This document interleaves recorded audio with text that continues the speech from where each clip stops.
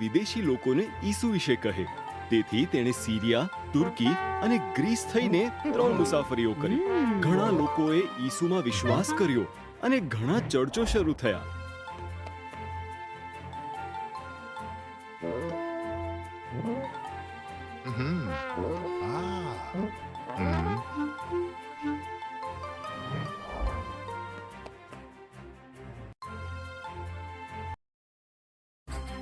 ઈસુ માટે મુસાફરીઓ.